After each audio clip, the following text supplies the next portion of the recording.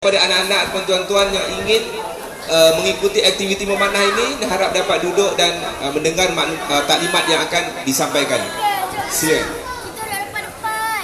Baik, terima kasih pengurusi majlis, seterusnya saf kepimpinan daripada Surau Al-Furqan, tuan-tuan dan puan, adik-adik yang dikasihi sekalian. Alhamdulillah pagi ini kita diberikan kesempatan untuk meraihkan Maulidur Rasul bagi peringkat Surau Al-Furqan Persin 11, dan kita dah selesai dengan macam-macam aktiviti bermula daripada Qiyamul Lail dan pengisian subuh, kemudian kita ada perarakan, dan sekarang ni kita nak teruskan lagi dengan dua aktiviti sunnah bagi Nabi SAW, iaitu memanah dan juga berkuda. Untuk berkuda dia ada satu lagi orang kata yang mengendalikan.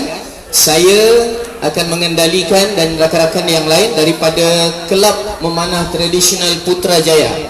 Saya perkenalkan diri saya dahulu. Adik-adik yang dah makan dan sebagainya, nak dengar taklimat dulu. Yang dengar taklimat je boleh memanah, yang tak dengar taklimat tak boleh memanah, sebab risau dan bimbang, takut ada masalah ketika kita memanah nanti. Ibu ayah juga boleh turut serta untuk memanah. Kita sediakan juga ruang untuk memanah.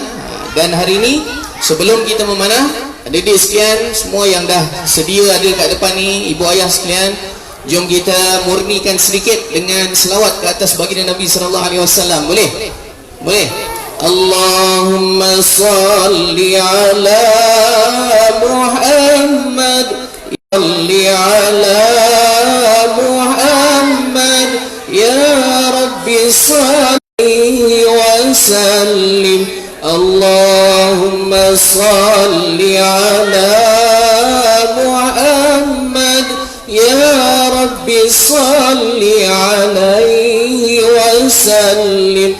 Allahumma salli ala Muhammad, ya Rabbi salli alaihi wa sallim. Baik, bismillahirrahmanirrahim. Alhamdulillahirabbil alamin, wassalatu wassalamu ala asyrafil anbiya'i wal mursalin wa ala alihi wa sahbihi ajma'in.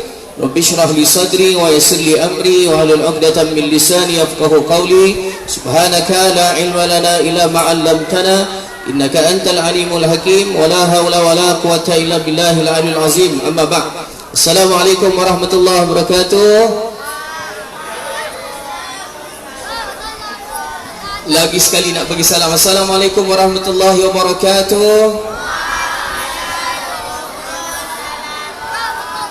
Alhamdulillah. Terima kasih adik-adik, ibu ayah, seterusnya ahli qaryah Surau Al-Furqan yang dirahmati Allah sekalian. Baik, sebelum kita nak memanah, saya perkenalkan diri saya. Saya Izhar bin Jumali, pengerusi kelab memanah tradisional Putrajaya. Berapa ramai yang kat sini yang tak tahu dekat Putrajaya ada kelab memanah tradisional? Berapa ramai yang tak tahu? Ni nak bagi tahu. Okey. Kebetulan sekalian, saya baru saja berpindah di Qaryah Presin 11 ni. Saya duduk di area 11A1. Jadi alhamdulillah ada ruang untuk bersama-sama dengan Surau Al-Furqan dalam jamaahnya. Sunnah Nabi SAW cantik. Sandaran dalil daripada baginda Nabi SAW berkenaan dengan memanah ni. Yang pertama, nanti kalau kita tengok ada satu hadis yang bercerita ketika Nabi naik mimbar. Mimbar, tahu mimbar? Nabi naik mimbar, Nabi baca surah Al-Anfal ayat 60, wa'iddu lahum mastata'tum min quwwah. Dan kemudian ketika Nabi baca ayat itu, surah Al-Anfal ayat 60, Nabi sambung dengan Nabi kata, ala innal quwwata ar-ramyu. Sesungguhnya kekuatan itu pada memanah, sesungguhnya kekuatan itu pada memanah, sesungguhnya kekuatan itu pada memanah. Itu yang pertama, dalil pertama. Kalau orang tanya, kenapa memanah? Sebab Nabi pernah cakap dekat atas mimbar, memanah itu kekuatan. Dekat satu kawasan ada Bani apa? Bani Aslam. Dia orang ni tengah memanah. Maka bila dia orang memanah, nampak Nabi lalu, apa dia orang buat? Dia orang berhenti tanda hormat. Kita kan tengah buat apa-apa, tiba-tiba nampak ada orang besar lalu. Orang kenamaan lalu, VIP. Nabi kata apa dia? Wahai keturunanmu dan datuk manah ini adalah punya turun. Sebab apa? Sebab kita nak kita punya panahan tu. Boleh? Baik. Kemudian kita nak cerita sedikit tentang panahan ni. Adik-adik sekalian, ibu ayah yang dirahmati Allah sekalian, ketika kita nak memanah nanti, kena ada dia punya adab-adab dia. Itu sebablah bila kita sebut tentang sunnah, kita ikut sunnah. Bila kita buat apa-apa sahaja yang berkaitan dengan lagi beradab. So siapa-siapa yang dah mula dengan sunnah memanah, dia nanti kalau kita tengok dekat sekolah dia lebih beradab, dekat surau dia lebih beradab, dekat rumah dia lebih beradab. Sebab apa? Sebab sunnah menitip adab. Apa adab dalam memanah yang nanti kita boleh bawa balik dekat rumah, dekat kehidupan kita? Yang pertama sekali ialah keselamatan. Apa dia? Keselamatan. Nak tunjuk sikit, ada sikit. Busur. Okey, ni nanti akan ada dia punya ciri-ciri keselamatan yang kita akan letak sentiasa dekat tempat memanah. Nanti adik-adik boleh tengok ni, apa dia punya ciri-ciri keselamatan dia. Saya nak pergi busur. Ni nama dia apa dia? Bukan busa, busur. Orang putih kata apa ni? Busur. Adab kepada busur dia sekalian, yang pertama, busur tidak diletakkan di bawah, apatah lagi di langkah. Tak. Nanti kalau kita tengok dalam sirah Nabawiyah, baginda Nabi SAW ada busur lebih daripada 9 busur. Banyak. Dan setiap busur Nabi namakan dia. Nabi suka menamakan dia punya peralatan. Dan nanti dalam peperangan dan sebagainya, baginda Nabi SAW akan letak busur ni kat tempat tinggi. Dia akan sangkut dekat dahan kurma. Dia letak tinggi. Kalau dia nak pergi ambil dia punya anak panah, dia letak kat mana? Kurangnya dia galas dekat bahu macam ni. Ini kalau busur dia sendirilah. Kalau busur kejap lagi kita pakai tu, tak payah galas lah, letak je. Sebab orang lain nak pakai pula. Mana dengan keselamatan ialah jangan tarik busur ni kosong tanpa anak panah dan lepaskan dia begitu sahaja tali dia tu. Okey? Boleh gambarkan tak? Saya tak boleh buat. Nanti dia dry fire juga. Saya tunjuk sikit. Selalu orang dia dapat busur, dia tengok busur lah, lepas tu dia terus tarik dan dia lepaskan tanpa ada anak panah. Yang itu pantang paling besar. Kalau ada anak panah, nanti dia punya kekuatan tarikan tu akan pergi kepada anak panah. Tapi kalau tak ada anak panah, kekuatan tu pergi kat mana? Dia kena dekat sini dan dia akan patah. Dia akan patah. Saya tengok depan mata, patah benda ni, terpelanting dekat muka. Saya tengok depan mata. Itu dengan ada anak panah tu, dia ada tersilap apa tak? Patah. So dia sekarang jangan sesekali tarik busur siapa-siapa, khususnya busur-busur orang yang kita tak tahu harga dia berapa. Kita tarik macam tu, lepas tu kita lepas. Kita lepas macam tu. Yang itu adalah kepantangan paling utama, adab paling utama. Jangan tarik dan lepas tanpa anak panah. Okey? Boleh adik sekalian? Tuan-tuan sekalian pun kita ambil sebagai ibrah juga. Jadi ini adalah jalan ataupun cara dan adab untuk kita hormat satu alatan yang namanya busur. Yang kedua, benda paling penting untuk kita memanah.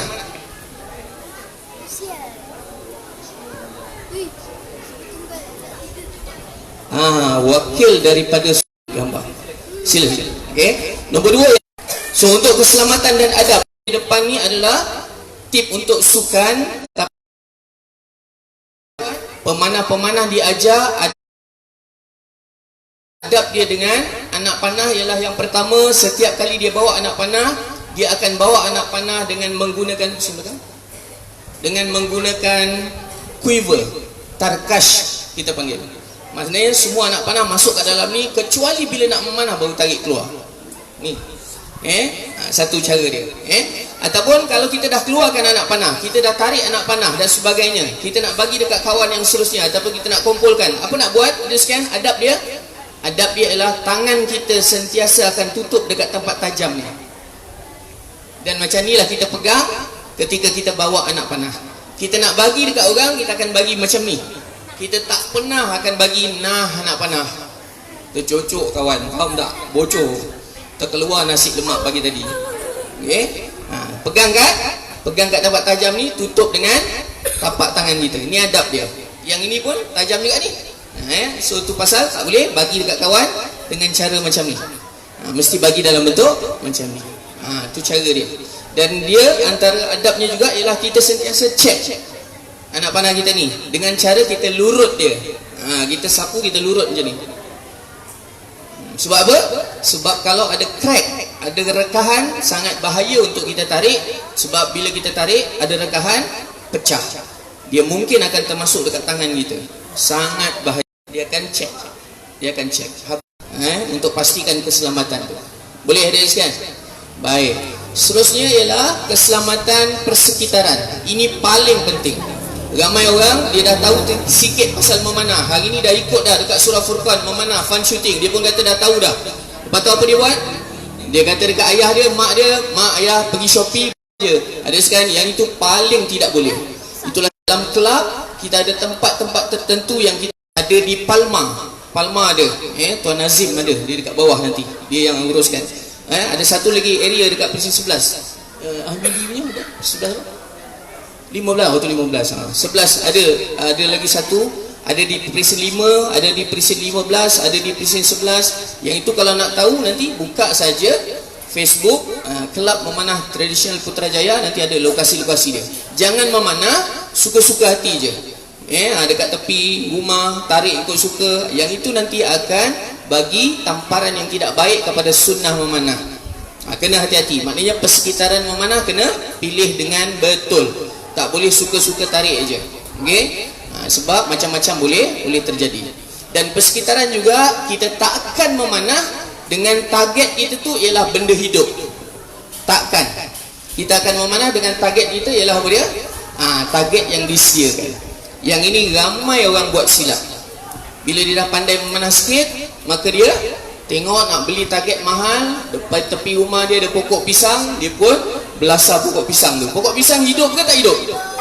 Hidup. Pokok pisang hidup. Kalau lagi ada orang dia panah binatang, panah anjing lah, panah apa, itu semua tak masuk kelab tu. Tak belajar tentang adab. Baginda Nabi SAW tak pernah suruh kita memanah ataupun menggunakan panah untuk membunuh. Kalau tidak, memang tak boleh. Dalam peperangan, maknanya memanah suka-suka hati aja. So persekitaran kena jaga. Okey, alatan kena jaga, persekitaran kena jaga. Dan kemudian dalam memanah ni ada beberapa prinsip asas yang kita kena sedia maklum. Antaranya disebutkan ialah prinsip asas tu ada 12. Daripada 12 tu dipecahkan kepada 4 bahagian. Yang pertama disebutkan ialah ada 3 perkara yang perlu dikeraskan. Ni busuk saya. Sorry. Okey, ni tak boleh. Okey. Untuk perkara 3 pertama yang perlu genggaman busur. Yang ni dia panggil thumb draw dengan thumb. So kita letak kat sini macam ni dan nanti kita akan tarik. Yang ini kena keras. Awal-awal siapa-siapa yang baru kat sini sakit sikit. Salam perkenalan nama dia. Okey, sini. Kena keras. Apa lagi yang kena keras? Tarikan dan juga bahu kita ni. Kita punya otot ni kena keras. Otot tu kena dikeraskan. Jangan lembik. Lembik tak jadi, kena keras. Itu 3 perkara yang dikeraskan. Yang mesti dilembutkan ada 3 perkara. Iaitu 2 jari kat depan ni mesti lembut. Tak boleh keras macam tu je, kena lembut. Sebab apa? 2 jari ni arrow 1. 2 jari ni nanti nak tangkap arrow ni. Bila kita letak 2 jari ni nak tangkap. Jadi 2 jari ni mesti lembut. Lepas tu yang mesti lembut juga ialah kita punya jari telunjuk yang nak tutup dekat ibu jari masa kita dah letak kita punya anak panah. Macam ni tengok Kita dah letak yang ni keras kan? Yang ini nanti nak letak kat sini ni kena lembut. Lembut je. Ni lembut. Ada orang nanti dia akan keras kat situ, dia tak boleh lepas dia punya arrow dia. Ini kena lembut. Dan satu lagi yang mesti lembut ialah tarikan. Tarikan mesti lembut. Tarikan tak boleh keras benda tu, tak boleh. Kena lembut. Tarikan mesti lembut. So 3 perkara yang kena lembut, jari ni dan juga tarikan. Okey. 3 perkara yang mesti lurus ialah ujung anak panah, tips dia. Kita punya ni tarikan dan juga kita punya siku. Jadi bila kita tarik nanti dia mesti dalam kedudukan jadi macam ni. Maknanya ini dan ini sama lurus. Ramai orang nanti dia tarik. Lurus tak? Ni kena naik. Ada orang nanti dia tarik. Lurus tak ni? Tak. Kena tolak habis. Ni kena letak kat sini. Yang ni. Ni. 3 perkara yang mesti lurus. Okey? 3 perkara yang mesti tenang. 3 perkara yang mesti tenang ialah kepala mesti tenang. Ramai orang nanti bila dia nak mana, tu tak tenang tu. Kepala mesti macam ni je, relax, tenang. Leher mesti tenang. Dan yang paling penting, apa yang kena tenang? Hati kena tenang. Tak boleh kelabak. So, siapa-siapa memanah, dia ajar diri kita untuk tenang. So kita dah tak jumpa lagi orang lari-lari nanti. Tak ada. Sebab apa? Dah belajar memanah, dah tenang lah. So 3 perkara yang tenang itu hadiah sikit.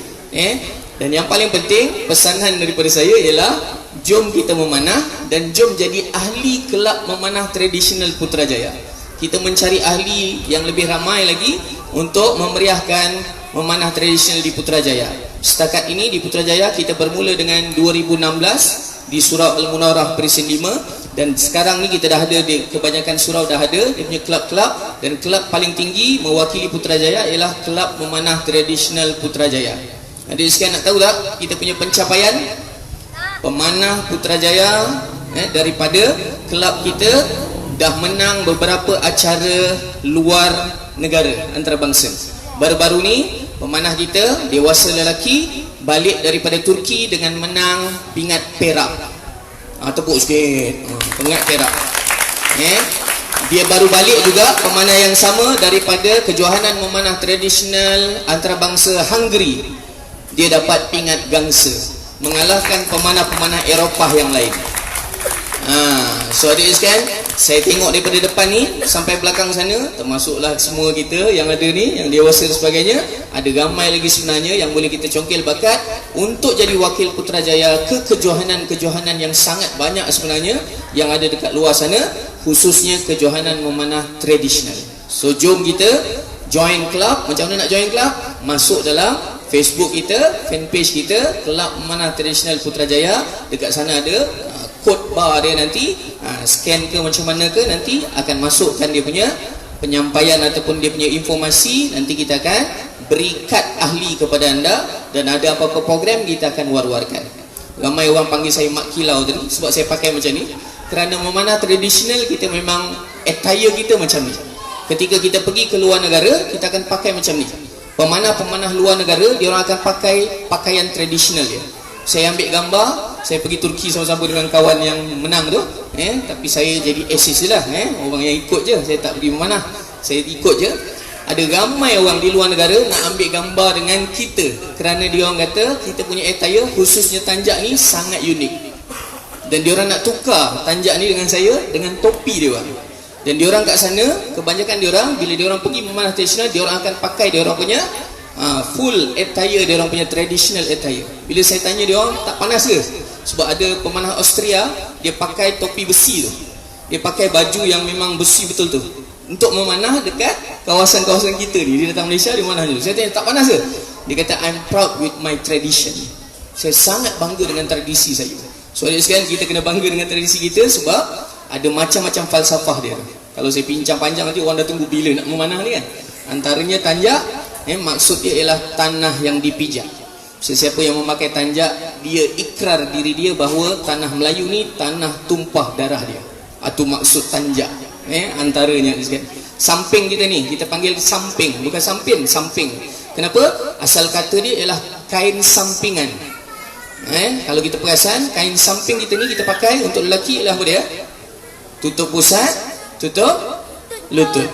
Pusat dan lutut, aurat siapa? Aurat orang lelaki, dia tutup. Dan disebutkan kain samping inilah nanti yang akan dibuka untuk jadi sejadah kita ketika kita solat. Macam tu. Ni saya pakai bengkung ni. Bengkung ni, kalau betul-betul bengkung, dia adalah kain yang panjang yang dililitkan dekat pinggang. Dan bengkung ni bila dibuka, siapa-siapa yang meninggal dunia, kain bengkung itulah yang nanti yang akan dapat tutup dia punya jenazah daripada kepala sampai hujung kaki. Itu falsafah dia. Seluar kita dan juga baju kita biasanya besar. untuk samping ataupun untuk baju tradisi ni. Kenapa? Kerana dia mesra wudu. Senang nak ambil wudu, tarik macam ni aja lepas ni. Sebab apa? Sebab nak mudahkan kita untuk ibadah. So hadirin sekalian, jom kita sama-sama usahakan untuk beradab dengan memanah, dan kita belajar memanah untuk mendekati baginda Nabi sallallahu alaihi wasallam. Mudah-mudahan dengan cara itu kita disayangi oleh baginda Nabi sallallahu alaihi wasallam dan ada kekuatan untuk generasi kita jadi lebih hebat, asbab daripada memanah yang merupakan sunnah daripada baginda Nabi sallallahu alaihi wasallam. Boleh? Selawat sekali lagi? Boleh tak?